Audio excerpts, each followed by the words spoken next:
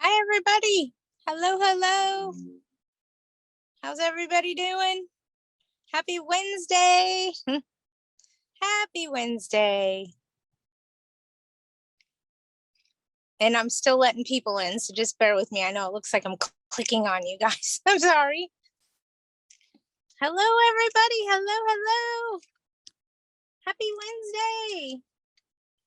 I'm sure we have a lot going on. And people got questions, and I'm ready to answer them. Hello. What do we got today? If you're in LA County, everything that I'm about to tell you is not considered legal advice, just so that I'm fully disclosing that I'm not an attorney. Not one, don't want to be one, don't even play one on TV.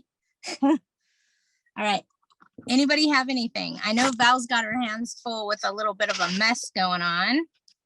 She had a tenant that moved from one property to another property, only she did quite a bit of damage in the property that she was in.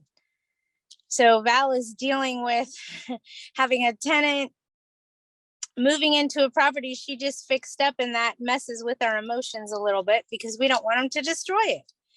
Makes things a little bit more challenging. Let's see if I can invite April in here. Does anybody have anything that they want to talk about? I'm going to see if I can invite somebody. I'm not great at this, but I'm trying. She's trying to get in. Oh no, that we don't want to do that. I don't know what that is. And now I learned how to do something else. There's something on here called whiteboard. We'll have to mess with that later, you guys. And see what I could do. Let's see. April is trying to get in here. So let's get her in. And there we go. We got her. Perfect. Anybody have anything else that they want to talk about? I see Val's going on here. What do we got, Val? What happened? Why can I not see your chat? There it is. We are considering putting a family of 6, 4 kids into a 4-and-1. However, a 4-bedroom, 1 bath. Got it.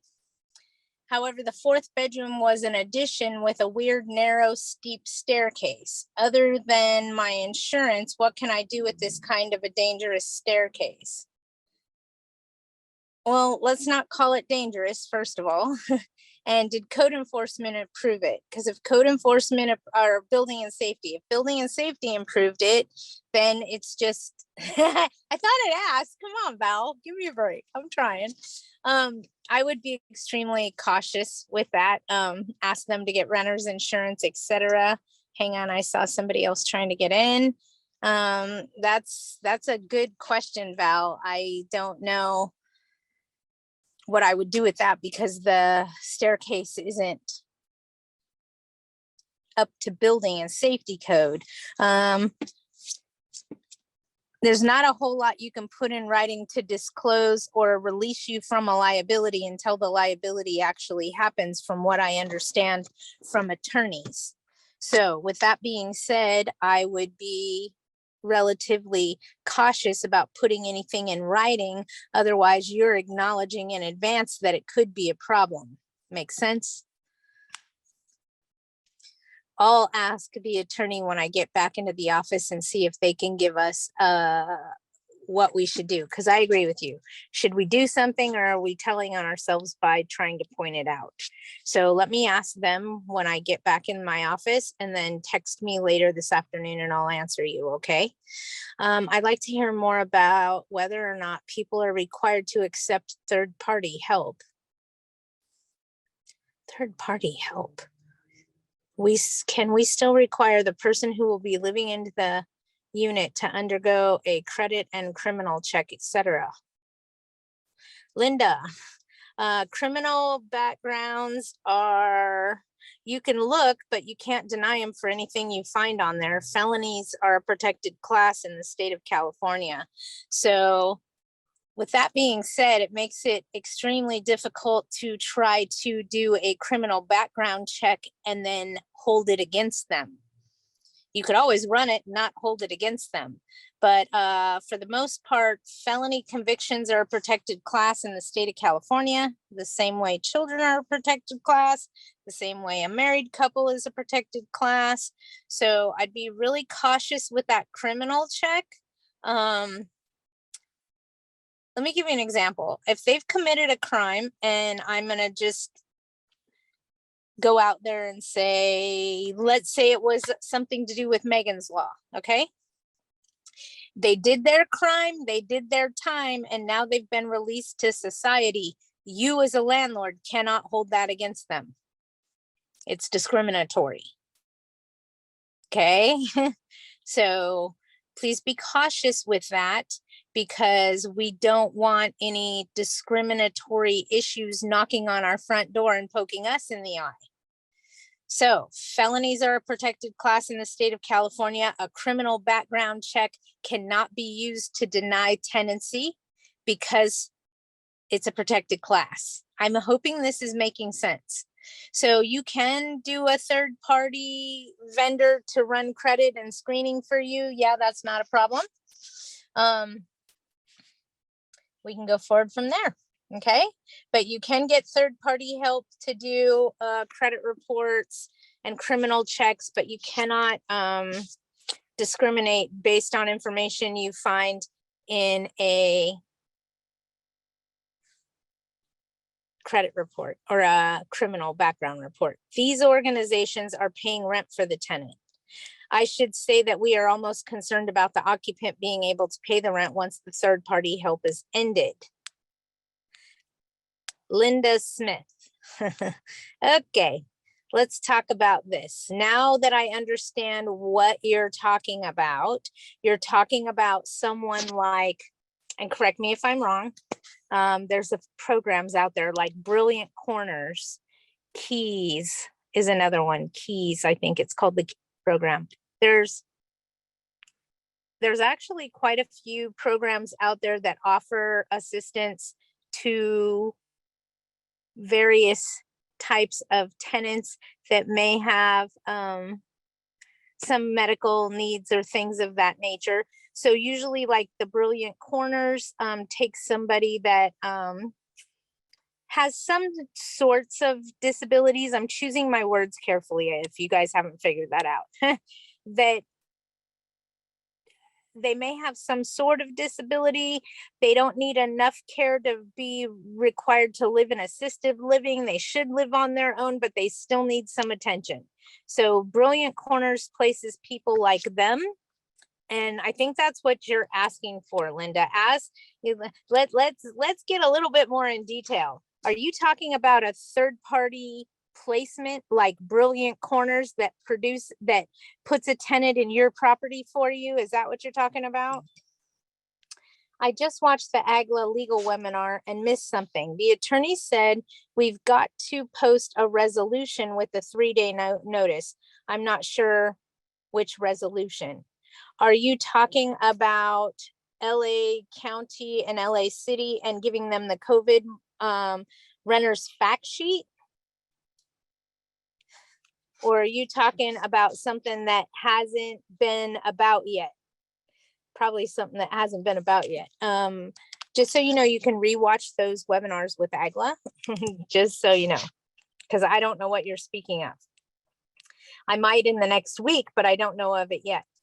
Property is in Larso. The tenant got evicted. She has a balance of the damages she left after I deducted with her security deposit. I sent her the copies of the invoice and estimates to her new address and even mailed them to her. There has been no response. If she doesn't pay the balance after 21 days, what step should I choose to proceed? Small claims. She has a money judgment to pay starting next month. I got a question. You used a word here. I'm going to go back and hold your foot to the fire with it. Hang on. Tenant got evicted. She has a balance, left damages for security deposit. I sent her the copies of invoices and estimates to her new address. Does that mean you sent her an estimated disposition of security deposit? Because you can't send estimates in a final. Okay, if you've only sent an estimated disposition of security deposit, you got to do the final before you can go after the money.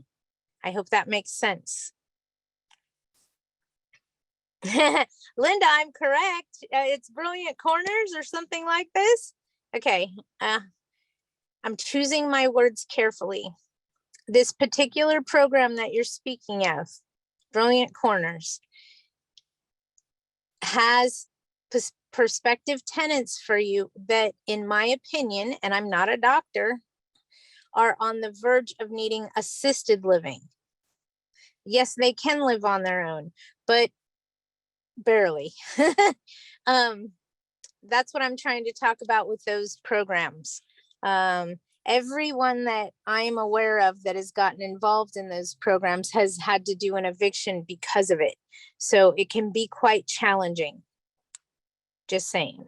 Not always, but a lot of times. I've had some very interesting things happen with evictions, with tenants in those programs that just, in my opinion, are just a card short of a full deck, maybe, or maybe 2 cards short. I'm trying to keep it business professional, if you will.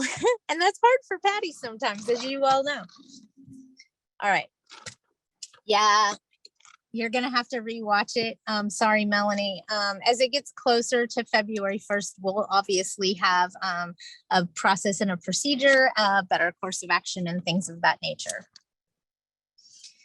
Okay, I hope that worked. Got it. Glad you got it. Yes, LA. Yeah, you're gonna have to rewatch it. In the state of California, is it illegal to charge someone more than 2 times the rent as a security deposit, pet deposit, and rent included? Under current law, California civil procedure, you can ask for only 1 month's rent security deposit for someone that is active military duty. Okay? Guys paying attention? I'm going to give you the lowdown. Let me let all these people in. Hang on. Getting everybody in here. Hello, hello. Come in, come in. All right, got all these people in here. So from what I understand, to answer the question was, in the state of California, is it illegal to charge someone more than 2 times the rent as a security deposit? And then in parentheses, it says pet deposit and rent included. In the state of California, you can charge 1 month's rent as a security deposit for someone that's active duty military, period. You can charge 2 months rent as a security deposit for a fully furnished unit, or I'm sorry, for an unfurnished unit, 2 months of rent for a vacant unit, unfurnished. For a fully furnished unit, you can charge 3 months of rent as a security deposit and not a dime more. Okay. We have an assembly bill looming over us where they're trying to change the amounts that we can take as a deposit. But as it sits right now, state of California says if they are active duty military, you can take 1 month's rent as a security deposit, 2 months rent on a vacant home or apartment, and 3 months rent on it if it's fully furnished. Okay.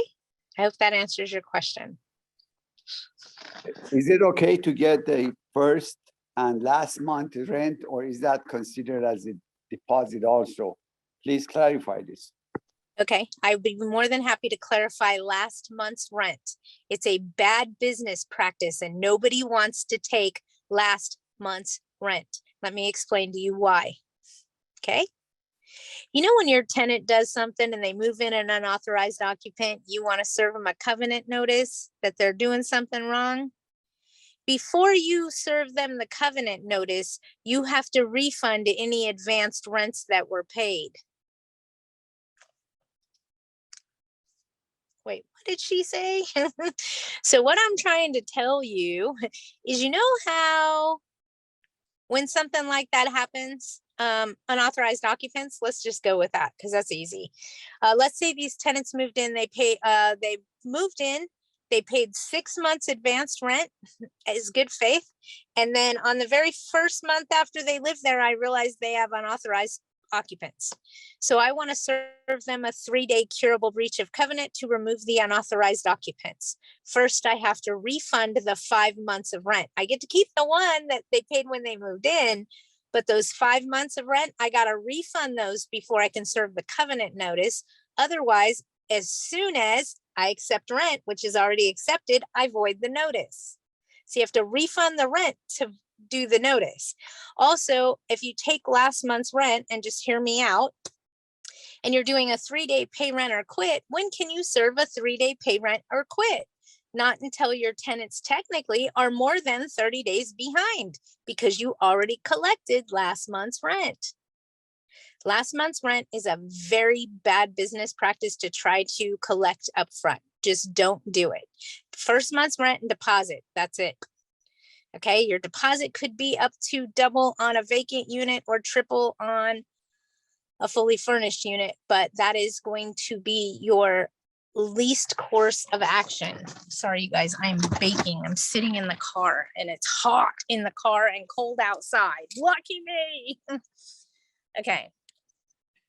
I'm glad everybody got that. G. Jones, the security deposit is already 2 times the rent. The tenant wants another garage gate and remote, which is an additional deposit of $35. Is this okay? If you currently have your rent at the maximum 2 times, let's say their rent's $1,000, okay, and you have a $2,000 deposit, you can't ask for $5 more. You have the maximum allowed by law. So another example, if you tell someone your rent's $1,000, your deposit's $2,000, you're already taking double the rent as a security deposit. Now they say they have a pet. How much more is the deposit? It's $2,000. I can't go over that. Not for a pet deposit, not for a key deposit, not for any kind of deposit. Okay? Maximum deposit allowed means that's it. So if you ask for 2 times the rent as a security deposit as the maximum deposit, and then they get a dog and you allow it and it happens, then that's it. They don't have to pay a higher deposit. You can't collect more than the law allows. It makes you look bad. Just saying. Anybody else have any questions? I was hoping to tackle questions today. And Lee, I just got to say something to you, Lee. I know you're watching out there. I see you on here. I'm going to tell you something. You ready? There's a lot of people thinking outside the building, not outside the box, trying to implement the same things you're doing right now. That's great news. You're not alone, is what I'm trying to say. There is a whole bunch of people that are very like-minded trying to scramble with the same concerns that you have. So I just wanted to let you know you're not alone. Okay. I know. I think we should start an owners club like that. And then call it You're Not Alone. Yeah. I think we're researching aliens. I'm just saying, you're not alone.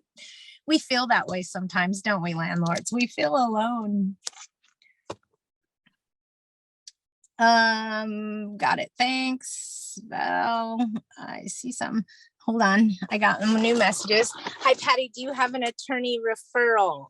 Stephen, I work at a law firm. I don't know if you know that, but I work at a law firm, just so y'all know. You have to hire the attorney that works best for you. I hope that makes sense.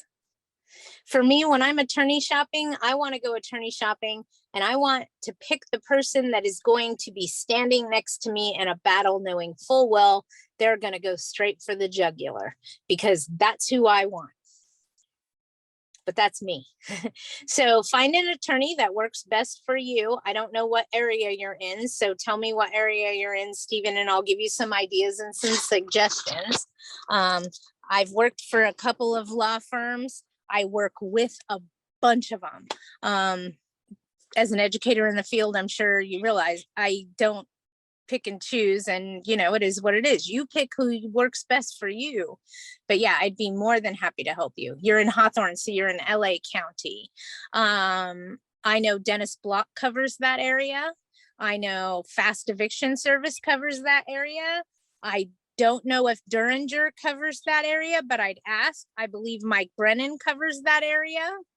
So there's quite a few options that you have to choose from. I personally work at Fast Evict currently. Hold on, Patty, oh, that was my attorney referral. Which assembly bill is pending regarding a lower security deposits? Oh God, Lee, you asked me, darn it. AB 14? I'm guessing it's AB 14. I could be wrong, Lee, don't hold me to that. Just so you guys know, there's a new assembly bill out there lurking over us. They will not announce when it's gonna pass. It will be announced once it's passed. Does that make sense? So they're not going to give you a heads up. They're just going to tell you, effective immediately, the maximum security deposit that can be collected in the state of California will be comparable to 1 month's rent and not a dime more. Yes, that bill did not pass yet. I believe it's Assembly Bill 14, maybe Senate Bill 14. I'm not in my office. I'm actually sitting in my car to do this webinar. Sorry. So I don't have the resource to look. And I was going to bring a stack of paper out with me, but I decided not to. Sorry. So, but I want to say it's that one, Lee. So I want to say. Okay. Larso. Hey, Surrey. Larso have city inspection. What do I need to be aware of? Make sure your numbers are on the outside of the unit. You know, the street numbers, 1, 2, 3, 4 Main Street. Make sure the 1, 2, 3, 4 can be seen from the street. That's one of the things they look for. It's one of the things everybody looks for. So you want to make sure that that's there. And I'd ask Larso if they have guidelines so that you could look at what their guidelines are, so that you can kind of pre-inspect. But don't stress over this, okay? If they want you to fix something, you fix something, you move on. It's not a reason for you to be stressed. Can I offer to sell the tenant a garage or gate remote for $35 and it's the tenant's in forever instead of asking for a deposit? Yeah, I don't see that as a problem. Sell them one. Because you can go to Home Depot or Lowe's and buy a replacement for 35 bucks.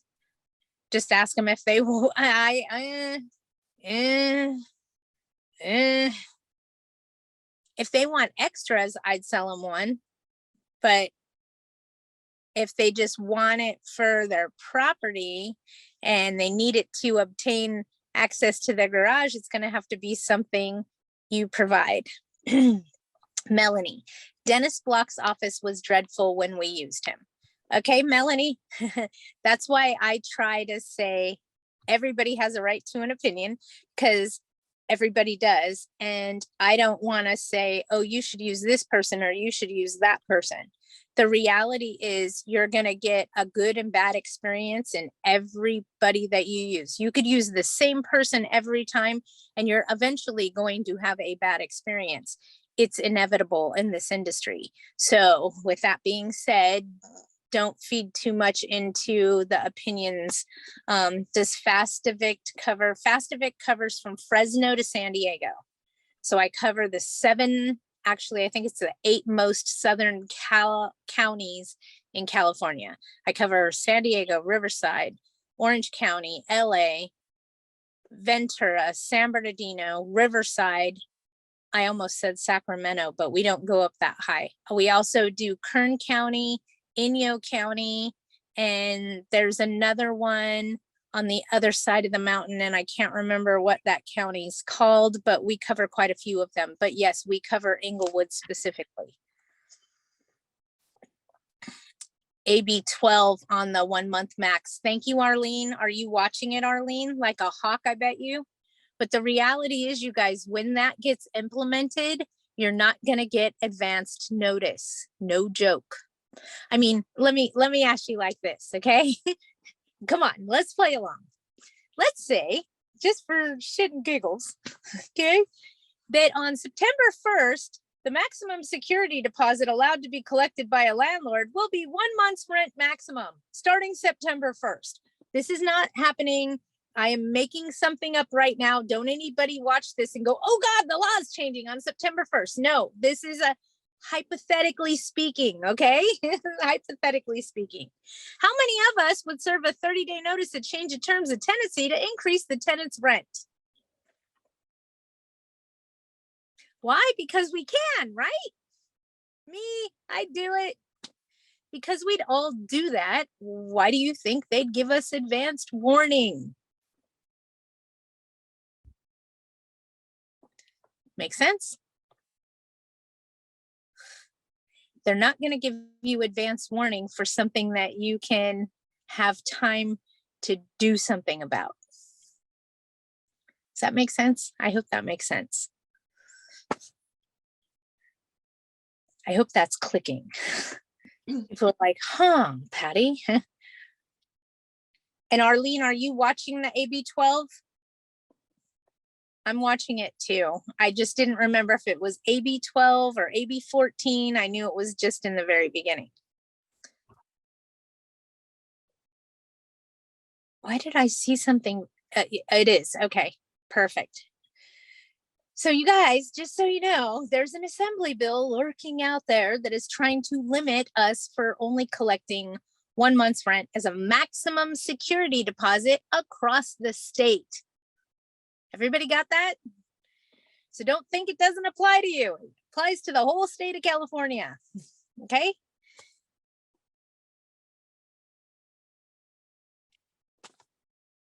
Dead silence. I know, because everybody's going, wait, what did Patty just say? What did she just say? I need to hear that again. Yes, you can unmute. Go. Do you. Ladies and Hi, gentlemen, Patty. present to you Arlene. Go ahead. Thanks, Patty. I appreciate it. I just was also on that AGLA meeting with the attorney. And I think that what he's saying, he said some things that I wasn't quite aware of. I know that when you make any changes, like a rent increase or something with the RSO, you have to give them the certificate proving, that you're registered. What he Yes. said also is that you have to have it posted on the property, which I had never heard of. And he said that you also, that other question that somebody asked earlier is about, providing the regulation with whatever you submit for a change. That's a requirement. So does that mean when you do a rent increase that you also have to give them whatever the regulation? Certificate. When you serve a 3-day notice to pay rent or quit, you also have to serve the RSO certificate. If Right, you but get yeah, but he said something else about that, because Go- that I always do. But what he said was you have to also provide them a copy of the regulation. So I didn't know what he meant by that. So you think he just meant the certificate? the certificate and the regulation is the certificate. It's saying, hello, I'm participating in the program, blah, blah, blah.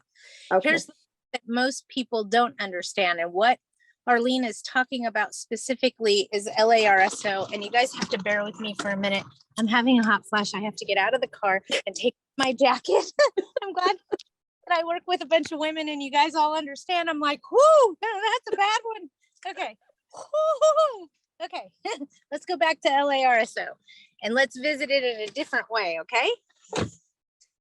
In LARSO for like 20 years now, and it's been in position for 30 years. I want to say the certificate's only been in play for about the last 10, that you have to have the certificate when you serve a notice, when you serve a rent increase, when you do anything, you have to also provide your certificate stating that you are participating in the LARSO program, you pay them, blah, blah, blah.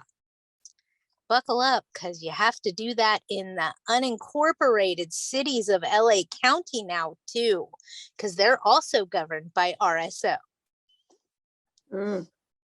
So what Arlene is talking about, you guys, please pay attention, because it affects every single one of you that now has a city that's registered in the unincorporated part of LA County is now governed by RSO. And it wasn't until after we all signed up for free in September of 2022 It wasn't until about the 15th of October, we had till September 30th to sign up in the unincorporated cities. And then on the 15th of October is when that 30-page pamphlet came out about what the requirements were. And they are also requiring that when you serve a notice in the city, when you serve a notice under DCBA, that you have to serve a copy of your certificate too, and send a copy of the notice to DCBA, which is LARSO for the county. Okay, hope that makes sense. LARSO for the city, LARSO for the county, now all governed by the same people. Following most likely the same rules. Paying attention?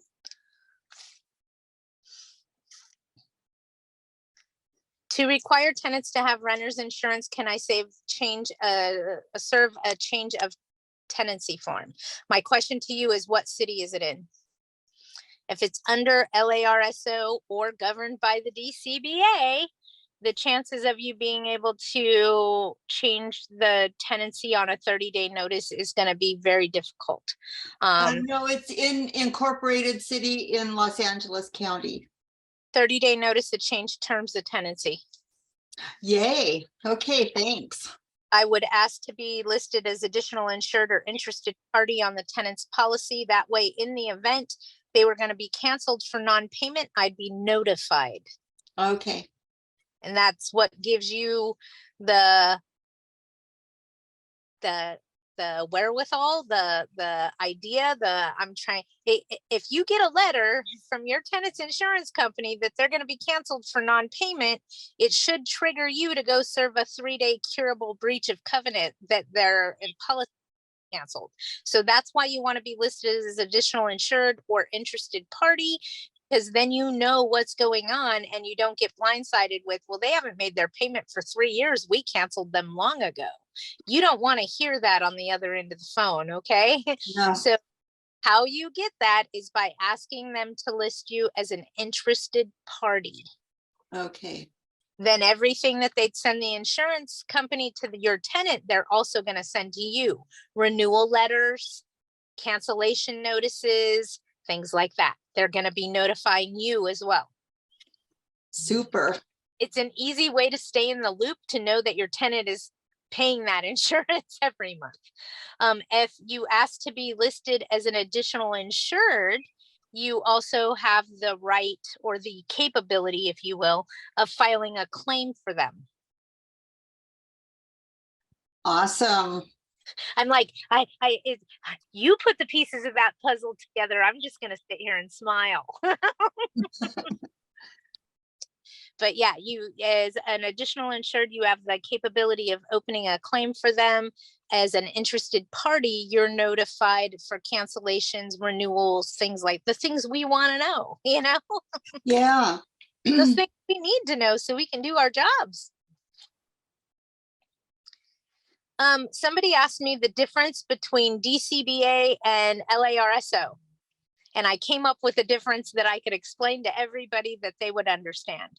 So relocation fees aren't as expensive in the county as they are in the city. They're still extensive, but they're not as expensive as the city. The county is still less expensive. Other than that, I don't have much of a difference for you. Click. I hope that makes sense. I mean, the best way that I could describe it is like this. During the COVID pandemic, the city of LA's very strict rent control that's been in place for 30 years spread like cancer to every unincorporated city in LA County. And now the DCBA, which is a form of LARSO, governs those unincorporated cities.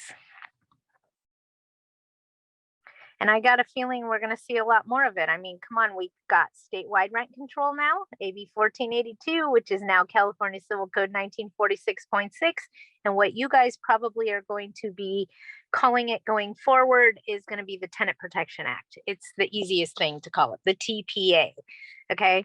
With that being said, I have a feeling that we're going to see a lot more laws come about that affect the entire state. And if we had to guess, because I get asked this all the time, Patty, where will they implement rent control next? Well, they usually hit a metropolis. I mean, look at the city of Los Angeles and the county of LA. It's a metropolis. It's a high condensed population of tenants, and it's a metropolis. Kind of like San Diego.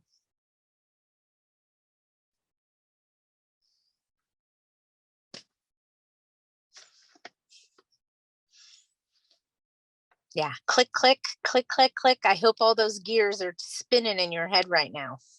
I called the tenant's insurance company. They said there is no separate policy for pets. It is covered under their liability. Is this accurate? Most likely. It covers their personal belongings. A pet is considered your personal belonging. It's not real property. It's personal property, right? Okay. Paying attention? I'll go back one more time. Tenants' personal belongings are what's covered under their renter's insurance. A pet is considered a personal belonging. It is not real property. It's personal property. So with that being said, their insurance would be covered that way in the event that them, their invitees, their guests, their pet, it's for any damage caused by them or their pet or within their unit, blah, blah, blah. So if they say that their pet is covered under the insurance, you need them to put that on the policy. If they could just put something in writing for you. You always want everything in writing, you guys, everything. So I learned this a long time ago in property management. Everything that comes in, you want in writing, because then you have a paper trail, then you have documentation. But what you put out in writing is very limited. Okay, so I want everything in. Oh, you need that? Okay, I need that in writing. Oh, you're requesting something? I need that in writing. Oh, you're going to vacate? I need that in writing. Anything you want to do, I need it in writing. But what I put out to you in writing is going to be very minimal. Because remember, it's in writing that it gets misconstrued as a threat. It gets misconstrued in very many ways. Okay, so you want everything coming to you in writing, and what goes out in writing is going to be minimal because we have to use those fogging techniques. We don't speak in absolute terms, and we sure don't write in them. Could, would, should, might, maybe, most likely. Better choices of words. If you use definite terms, then you're giving them a definite answer. If you don't use definite terms, then you're not giving a definite answer, and you definitely can't give the wrong answer because you didn't give a definite answer. Could, should, might, most likely, maybe. Okay? Once I learned these terms and learned how they worked, I started implementing them in almost everything that I do. My children hate it because they can't get a straight answer out of me. We could have dinner out, or we should have dinner out. Okay, we're going back again. Hang on. Lee, pet insurance.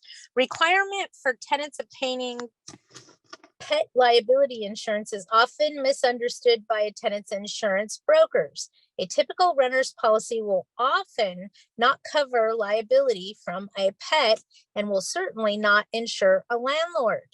Jennifer Rohn is one insurance broker. Devin Lucas knows that they're familiar with these requirements and her company. State Farm insures all pets. Many carriers will exclude a vast number of pets. Adding the landlord as additional insured is a win-win, providing both the tenant and the landlord coverage as pet claims. Dog bites, etc., are most among the common insurance claims today in America. Yes, they are surveillance, Arlene, surveillance, not security. So just so you guys all know what we're talking about, Arlene, I'm gonna pin on that, is you guys, none of you have security cameras. Stop using the word. It's bad for business. Even your apartment communities do not have security cameras, okay? Do not use that word. If you do, you're hanging yourself. You're telling the tenant that someone is monitoring those cameras 24/7 because you called them security and is calling law enforcement while an act is taking place. You and I both know that's not happening. So they are not security cameras. They're surveillance cameras. Got it? Not security, surveillance. And if a tenant comes to you and says, hey, I need you to rewind your surveillance footage and I want to look to see who broke into my car last night, your response should be, I have no problem disclosing that information to law enforcement. But unfortunately, it's our corporate policy not to disclose any information found on our surveillance cameras to our residents.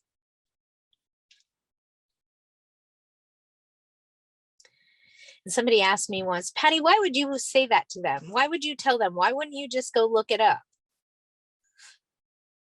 How do you know that's what they're looking for? And they don't want to see when Unit 204 goes to work.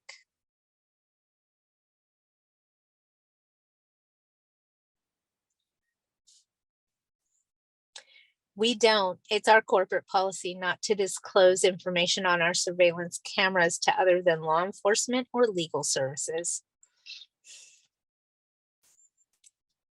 Ding, ding, ding. I hope this is clicking in your heads. Save yourself from unnecessary garbage. I don't know, Val. I saw you talking. I could see that you're blocked, but I don't see you're talking in the general chat. So I get a flash that you're up there, but then it maybe, I don't know. I don't know, Val.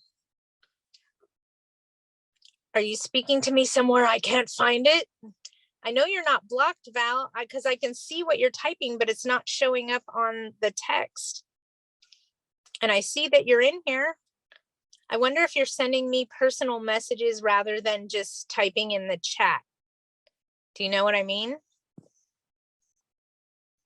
It's odd, Val, because I can see a flash that you're saying something, but I don't see where it's going. It's the weirdest thing. The weirdest thing, Val. Like, who are you? I can see you're there, though.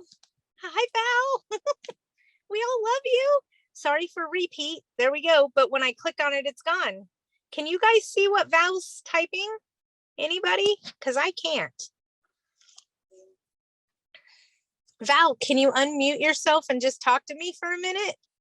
You can see what she's typing. I can't. Hilda, what's Val saying? You guys all are telling me now. And Val's thinking, Patty, you're a real jerk. You're just ignoring me. I can't see her. It's the weirdest thing. And you know what's even weirder? I don't even see that she's in the event. I don't even see that she's in this class, in this Zoom meeting. It's odd. Thank you, Hilda, for saving Val. This is typed earlier with the situation you mentioned. I got the tenant to pay the remaining $500 of January rent last night. I said I was going to serve a 3-day. She is mad and expected a refund from the home they left with violent damage. So glad I had charged them a double deposit on the first house, but just sent her an estimated $900 bill because I was on the 21-day deadline. However, I have plenty of photos, etc. Just sad I didn't charge her a double deposit on the house she was moving into. I know, Val. But you know what? That's one of the things that we learn as we go in this industry. And I bet you dollars for donuts, that won't ever happen to you twice. We learn the hard way sometimes. And I'm going to tell all of you, stop signing leases before they move in. It's a bad business practice, okay? Don't do it. You want them to sign a holding deposit agreement.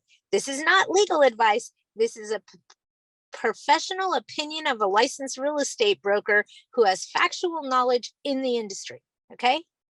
Use a holding deposit agreement, not a lease contract. That way, if the tenant that lives in your property stays there and doesn't get out when they're supposed to, you don't have to pay for a hotel for the new people that are moving in. Because you have to provide them both habitable premises if they both have a signed lease. Right on the nose. Okay. It's a bad business practice. Use a holding deposit agreement. Do not pre-sign a lease. I sign a lease or a rental agreement when I'm standing in the unit with the tenant, handing them the keys, and I have all the money and I've done all my paperwork, including my move-in inspection. That is when I sign a rental agreement, not before then. But I want to keep this other tenant on the hook. This applicant, they're approved and everything, then have them sign a holding deposit agreement. If they back out, you can charge them daily rent from the day they signed that holding deposit agreement to the day they backed out in writing. Okay, holding deposit agreement. Best thing. I'm trying to give you guys, yes, do that.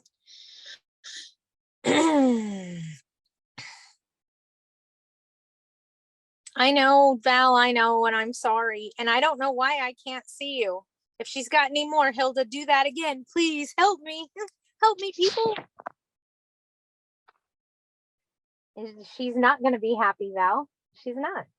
No matter what you do, she's not going to be happy. But at least she's not kicking up her feet, kicking and screaming. She's understanding, which is better than not.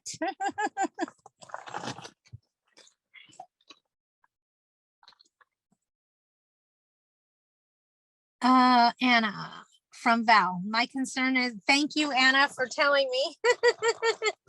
My concern is the ongoing possible domestic violence, fists through every door, etc. You can't force them to get help, and it sucks. I don't need to tell you, do I, Val? There's not a whole lot you can do, except tell them that you're concerned about damages at the property based on what they moved out of. I have never, I just got to say this. I have never, ever punched my fist through a door or through drywall, but I have put my hand up on the wall to lean on it while I was talking to a contractor, and the wall was so soft with water damage that it went right through the wall. Ew, it was disgusting. I put my hand up on the wall to talk to him and lean on the wall, and my hand went right through it. That was gross, okay? Just saying. Sorry, squirrel. I've never punched a hole in the wall, but I have put my hand through the wall when it was saturated with water, and we found mushrooms and all kinds of things. It wasn't pretty. It was gross. And how much holding deposit is recommended? Whatever your security deposit is. So on your holding deposit, you can write on there that you're taking, again, if my rent's $1,000 and I want a 2-month security, I'm going to do it at $2,000 deposit, $1,000 for the holding deposit. They could give me $2,000. They could come back in later and pay the first month's rent in advance. I would then change that holding deposit agreement to read $3,000, initial and sign it.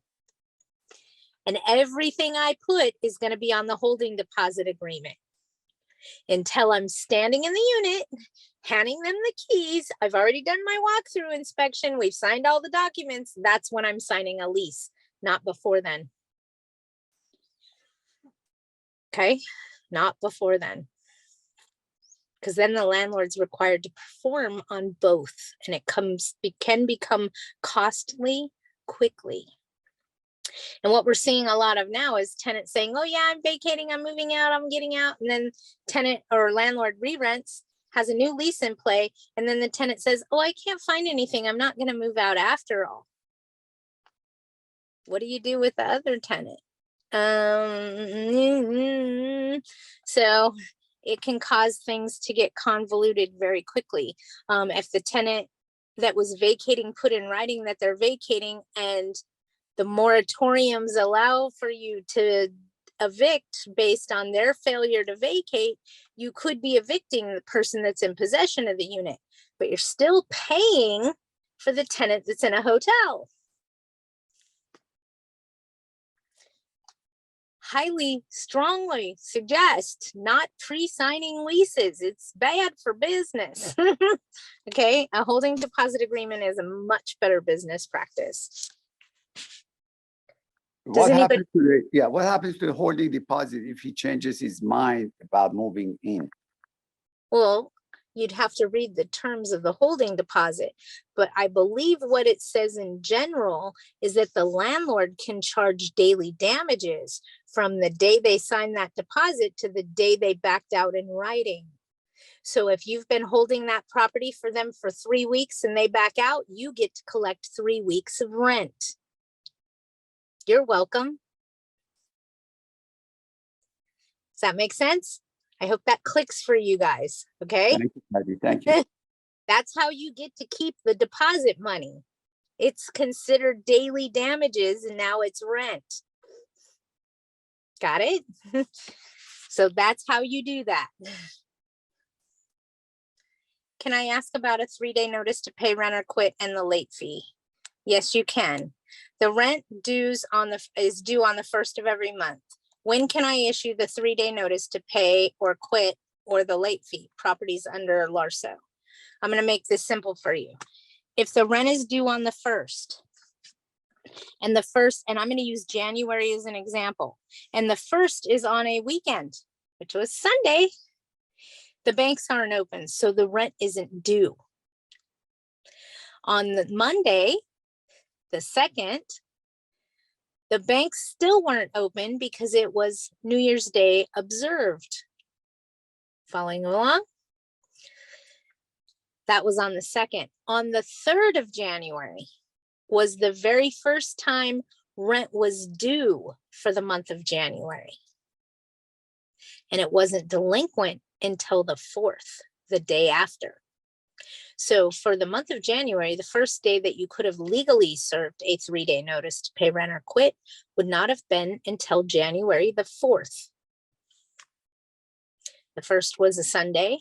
The 2nd was a Monday, but it was a holiday observed. The 3rd was the first day the banks were open, so that's the first day the rent is due. And the 4th would have been the first day it was delinquent. Does that make sense? Everybody got that? So with that being said, you could serve a 3-day notice to pay rent or quit on the 4th and a cure or quit notice for the late fee. I'll tell you right now, in Los Angeles, late fees are not being spoken of. I want to say that late fees and rent increases that happened during COVID in LA, we're having a hard time winning those. Okay, so from what I see, what's happening in our law firm is if you did a rent increase over the pandemic period, we are asking you to redo a 3-day notice without that rent increase and to credit that increase back to the tenant. It's just too easy to argue in court. It's too convoluted. There's too many moving pieces. There's no case law regarding COVID yet. Blah, blah, blah, blah, blah, blah, blah. For the 10% that you raised it for the months you're trying to do an eviction might not be worth it, and your legal counsel may tell you to reverse it. How much is the late fee to be charged for a new tenant? Well, it's arguable. And I'll be honest with you, late fees are a huge issue, especially in LA right now. Okay. And I'll try to explain to you the long and the short of it so you understand. Okay. If you charge 10% as a late fee or 7% as a late fee, which was recognized by the Department of Fair Housing as being adequate, 7%. Just telling you, okay? Don't hold my foot to the fire and don't shoot the messenger, okay? What they are finding now in litigation is that increases during the pandemic period probably aren't going to fly. So they're giving them, if they paid anything on them, it's being added as a credit and the notice is being rescinded, and we're deducting them from the 3-day notices before we even serve the 3-day notice. So don't be shocked if you did a rent increase during the pandemic and in LA County and your attorney says, no, that's not allowed. I know we were told we could, and then we were told we couldn't, and then we were told we could, but, and then the reality of it is nobody knows. There is no case law that says you cannot increase rents at all during a pandemic, why the tenants were ordered to shelter in place. Why the tenants had protections and didn't have to pay the rent. Why do you think you could raise the rent? Okay, I get it, I know, but remember this. The lawmakers during the COVID pandemic kept throwing laws at the wall to see what would stick. There's nothing that's stuck thus far because there's no case law. So how the legal counsel avoids that is just remove the increase. Here comes Arlene. I thought we could do this scepter pass through. Yes, you can do your SCEP fee pass through, but no increase in City of LA. See? And then they said, oh, you could do unincorporated cities, not incorporated. You could do incorporated and not unincorporated, blah, blah, blah. There's too many moving pieces. It's too convoluted. If Section 8 says you can raise your rent, hold on to that, okay? If you did the SCEP fees, you'd probably be just fine. I wouldn't worry about it. Where the concern is when there was a rent increase and no rent was paid, it just makes it look really bad. To the landlord. So some of the attorneys are taking a different approach to late fees and just eliminating them through the trial process in LA. Here's some of the arguments we get in regards to late fees. And I've actually heard a couple of these in a court case scenario, so I'm familiar with them. But what's basically said is if your late fee, and I'll give you an example, let's say your rent is $1,000 and your late fee is $100. How much is the late fee on your mortgage? Because you and I both know that it's only $35. So they look at it as your price gouging on your late fee. I know you have to go serve the notice and you have to go out to the property, but the courts then say, well, that's you doing your job.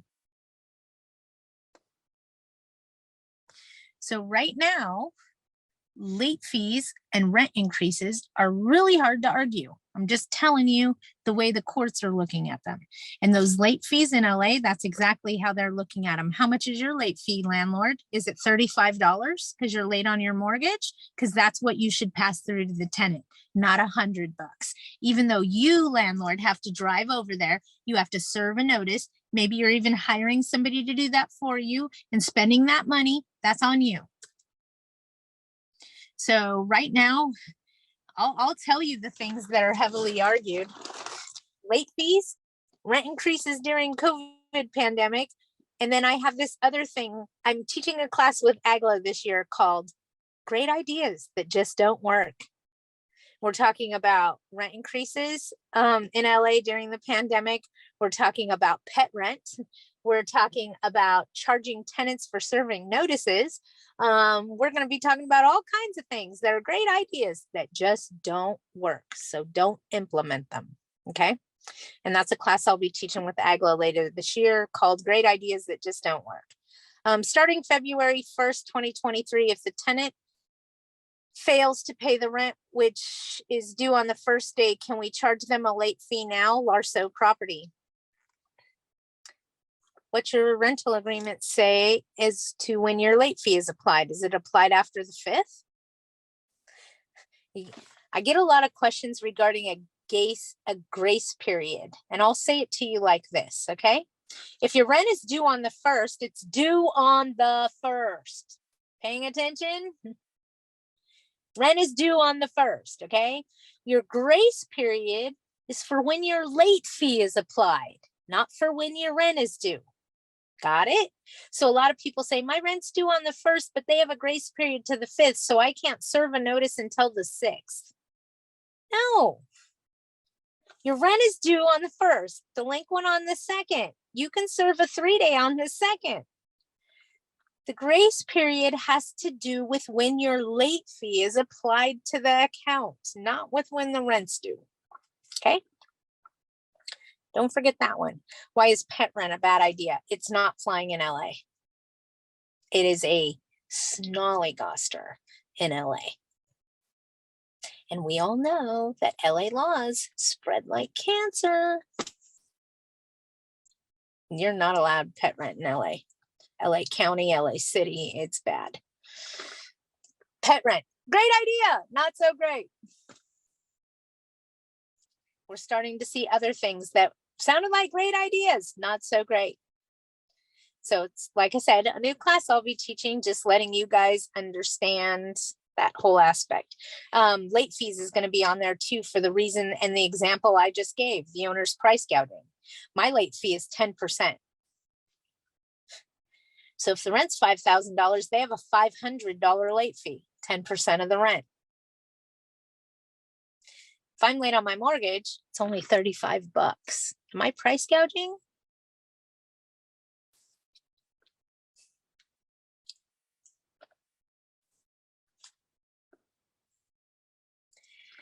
Lots of things are being argued in the courts right now.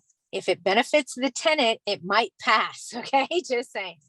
So just things to watch out for. And I don't want to get into a big hinder of why all this is happening. We'll stay tuned for that class. Does anybody have anything else they want to talk about? Otherwise, I am going to call it a day, get off of here. Val, you're going to message me and tell me what you've been trying to tell me. I don't know why it's not letting you talk to me. Everybody else can see you talking to me except for me. I might have pushed something I shouldn't have. It could happen. Sorry, Val. I am human. I still love you though. Anybody have anything else, or I'm going to end this? I don't want to keep all you guys. Hilda, if you're still on, can you give me a ring really quickly? And we will end this for today. You guys have a great weekend. I will see you guys next week. Bye, everybody. Hilda, call me.